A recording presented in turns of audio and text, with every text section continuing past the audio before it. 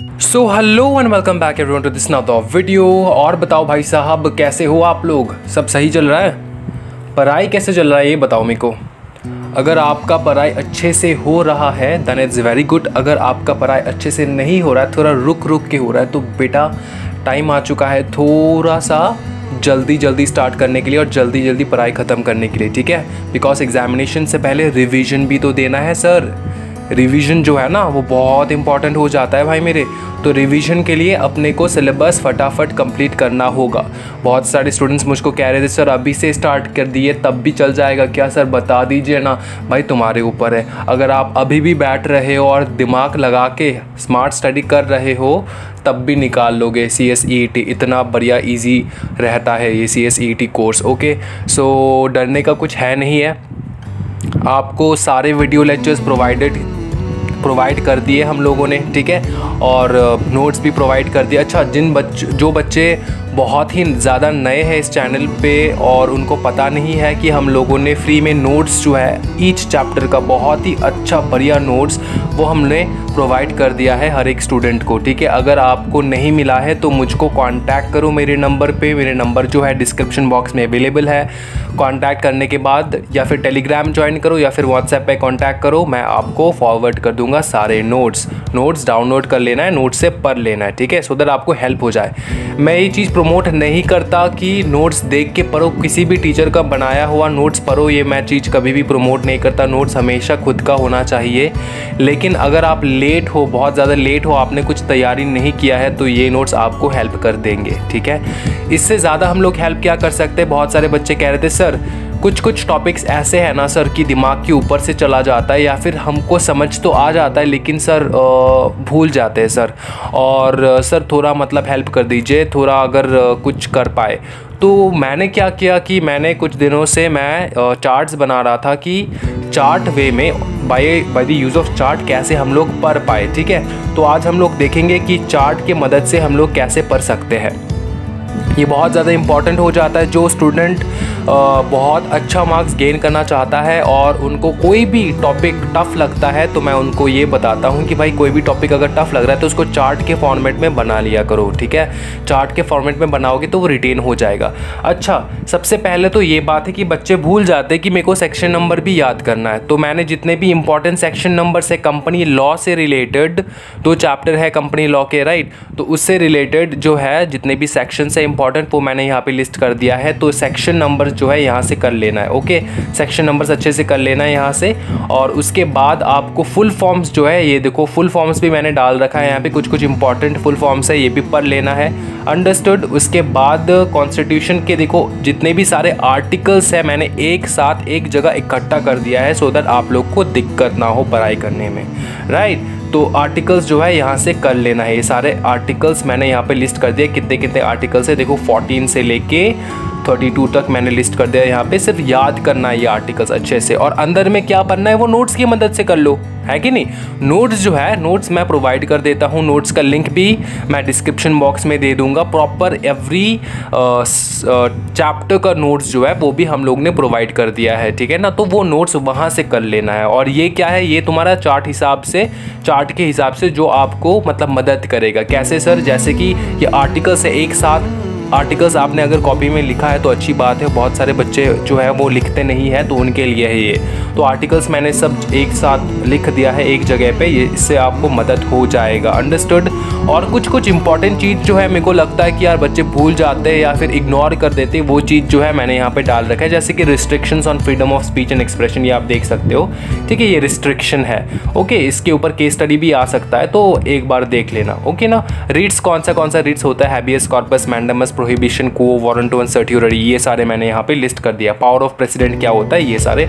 Okay, और एक topic है जो कि ऑर्डिनेंस वाला। इसमें बहुत सारे स्टूडेंट्स को डाउट था, हालांकि मैंने वीडियो में बहुत अच्छे तरीके से समझा दिया था लेकिन फिर भी स्टूडेंट्स भूल जाते हैं ये चीज़। ओके ना? तो ऑर्डिनेंस मैंने अच्छे से यहाँ पे लिस्ट कर दिया है, चार्ट के हिसाब से बना दिया है कि ये क्या होता है। It's a temporary law.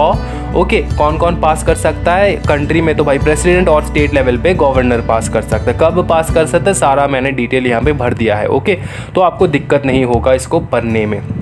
उसके बाद देखो कौन से स्टेट्स है जिसके लेजिस्लेचर में 2 हाउसेस है, वो भी बहुत इंपॉर्टेंट हो जाता है। तो ये सारे जो स्टेट्स है इसके स्टेट लेजिस्लेचर में 2 हाउसेस है। और यहाँ पे एक क्वेश्चन बन के आता है जो कि है स्टेट असेंबली और स्टेट काउंसिल क्या होता है, ठीक है ना। तो ये भी मैंने यहाँ पे अच्छे से लिस्ट करके रखा है कि कोई भी स्टेट में अगर 2 हाउसेस है, जैसे कि यहाँ पे स्टेट आंध्र प्रदेश, बिहार, मध्य प्रदेश, महाराष्ट्र, कर्नाटका, तमिलनाडु एंड उत्तर प्रदेश, इनमें क्या है 2 हाउसेस है। Okay, they are having 2 houses of the legislature और बाकी सारे स्टेट्स में 1 हाउसेस। तो जिस स्टेट में 2 हाउसेस ऑफ लेजिस्लेचर है ना, एक में हम लोग कहते हैं, फॉर एग्जांपल 2 हाउस है, एक हाउस को हम लोग कहेंगे स्टेट असेंबली, दूसरे को हम लोग कहेंगे स्टेट काउंसिल। तो ये हो जाता है आपका स्टेट असेंबली और स्टेट काउंसिल। और जिन स्टेट्स में सिर्फ एक ही हाउस है उसमें हम लोग कहेंगे स्टेट असेंबली, ठीक है। ईजी है भाई। तो ये मैंने यहाँ पे बता के रख दिया है सो दैट आप लोग को दिक्कत ना हो जाए। जुडिशरी का क्या क्या सिस्टम है, प्रोसेस है, पहले आता है सुप्रीम कोर्ट, उसके बाद हाई कोर्ट, उसके बाद डिस्ट्रिक्ट एंड सबऑर्डिनेट कोर्ट, जिसके अंडर में आता है civil courts and criminal courts, ठीक है। उसके बाद अपन देख लेंगे कि इंडियन कॉन्ट्रैक्ट एक्ट में बहुत सारा चीज़ मैंने यहाँ पे डाल के रखा है जो आई थिंक कि आप लोग को हेल्प हो जाएगा। जैसे कि व्हाट इज़ कॉन्ट्रैक्ट का डेफिनेशन के साथ साथ मैंने अच्छे से बता रखा है कि कॉन्ट्रैक्ट के एलिमेंट्स क्या क्या है। 2 एलिमेंट्स होते हैं, एग्रीमेंट एंड ऑब्लिगेशन। उसके अलावा एग्रीमेंट क्या होता है, कैरेक्टरिस्टिक्स ऑफ एन एग्रीमेंट क्या होता है, ठीक है ना। Agreements which are not contracts, कौन से वैसे एग्रीमेंट्स है जो कि कॉन्ट्रैक्ट्स नहीं है, वो भी लिस्टेड है यहाँ पे। वैलिड कॉन्ट्रैक्ट किसको कहा जाता है, प्रिविटी ऑफ कॉन्ट्रैक्ट्स किसको कहा जाता है, ठीक है। लॉ प्रोहिबिट्स, लॉ क्या क्या प्रोहिबिट करता है, किस प्रकार का कॉन्ट्रैक्ट प्रोहिबिट करता है लॉ, वो भी मैंने यहाँ पे लिस्ट करके रखा है। कॉन्सिडरेशन किसको कहा जाता है, कॉन्सिडरेशन का डेफिनेशन भी मैंने लिस्ट करके रखा है। रेमेडीज़ बता दो सर ब्रीच ऑफ कॉन्ट्रैक्ट का, तो वो भी मैंने रेमेडीज़ यहाँ पे सुंदर तरीके से डायग्रामेटिक वे में मैंने बना के रखा है सो दैट आप लोग को याद आ जाए। Contract of indemnity and guarantee जो हो वो भी मैंने यहाँ पे लिस्ट करके रखा है। इसका कॉन्सेप्ट बहुत ज़्यादा ब्यूटीफुल कॉन्सेप्ट है, वो आपको याद होगा ही अगर आपने वीडियो देखा है तो। लॉ ऑफ एजेंसी जो है ये भी मैंने यहाँ पर देख रखा है सो दैट आपको इजी हो जाए। बहुत सारे डेफिनेशंस ऐसे हैं यहाँ पे जो मैंने खुद के वर्ड्स में लिख के रखा है, बिकॉज आपको तो ऐसा नहीं बोलने वाले कि डेफिनेशन लिख दो, आपको बोलेंगे केस स्टडी दे देंगे, आपको समझना होगा, राइट। तो उस प्रकार से मैंने कुछ डेफिनेशंस जो है इसमें चेंजेस लाए हैं, बिकॉज सो दैट आप लोग समझ जाओ उसको अच्छे से और एग्जामिनेशन में अच्छे से दे पाओ, ठीक है ना। और विदाउट ऑल्टरिंग, देखो मैंने चेंजेस किया है डेफिनेशंस में, मतलब खुद की भाषा डाला है, लेकिन मैंने जो मेन पर्सपेक्टिव है डेफिनेशन का उसको किल नहीं किया है। समझ में आ रहा है ना। क्लासिफिकेशन ऑफ कॉन्ट्रैक्ट्स किस प्रकार से होते हैं बेस्ड ऑन इन्फॉर्सिबिलिटी, फॉर्मेशन, परफॉर्मेंस, ये अलग अलग है, ये आपको देख लेना है। अच्छा, वॉइड और वॉइडेबल कॉन्ट्रैक्ट क्या क्या डिफरेंस है सर वो बता दीजिए, वो मैंने यहाँ पे लिस्ट करके रखा है, ठीक है।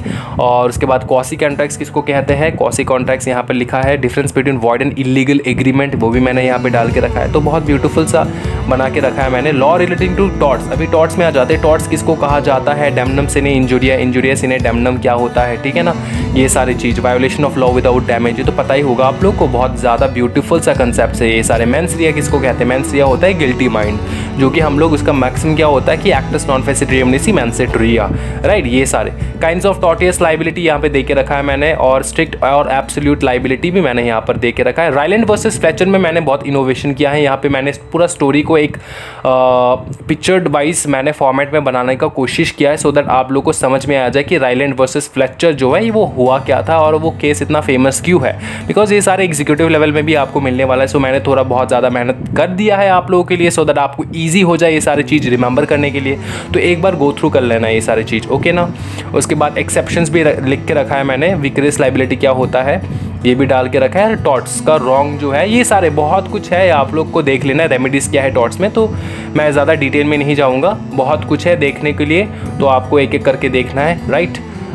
ये जो PDF है ये कम्प्लीटली फ्री है, आपको डाउनलोड कर लेना है, मैं लिंक नीचे दे दूंगा। और ये कब काम में आएगा सर, अगर ये पढ़ ले तो हो जाएगा एग्जाम में पास हो जाओगे, नहीं बेटा फेल हो जाओगे। ये कब पढ़ना है, जब आपका सारा प्रोविजंस ख़त्म हो चुका है या फिर कोई ऐसा प्रोविज़न लग रहा है आपको कि मेरे को समझ में नहीं आ रहा है, तो एक बार यहाँ पर रेफ़र कर लेना, क्योंकि यहाँ पर अगर दिया है वो प्रोविज़न तो यहाँ से हो जाएगा, ठीक है ना। और कुछ कुछ इंपॉर्टेंट प्रोविजंस है जो मतलब छूटना ही नहीं है। ये सारे जो प्रोविजंस ऐसे हैं ना कि बच्चे क्या करते हैं कि कुछ कुछ चीज़ें स्किप कर देते हैं, राइट। तो मैंने यहाँ पे सबसे ज़्यादा इंपॉर्टेंट चीज़ जो है जो एकदम स्किप नहीं करना है आप लोगों को, वो मैंने यहाँ पे डाल के रखा है। अच्छा, कंपनी लॉ जो है और कॉन्स्टिट्यूशन जो है उसमें मैंने कुछ ज़्यादा दिया नहीं है, because company law and constitution मैंने खुद ने नोट्स इतना बढ़िया तरीके से बना के रखा है, वो आपको डाउनलोड कर लेना, वहाँ से पढ़ लेना है, ठीक है। कॉन्स्टिट्यूशन और कंपनी लॉ का सिर्फ मैंने सेक्शन नंबर्स एंड जितने भी आर्टिकल्स है वो मैंने लिस्ट करके रख दिया, सो दैट आपको ईजी हो जाए, एक जगह पे इकट्ठा मिल जाए और आपको पढ़ने में सुविधा हो। ठीक है, तो आई होप कि ये जो चीज़ है आप लोग को पसंद आएगा and you all will like it. अगर आप नए हो चैनल पे तो चैनल सब्सक्राइब ज़रूर कर लेना, और ये जो चीज़ है ये सारे फ्रेंड्स को शेयर कर देना, सो दैट उनको हेल्प हो जाए CSET में। Thank you so much everyone, happy learning guys, bye bye and take care.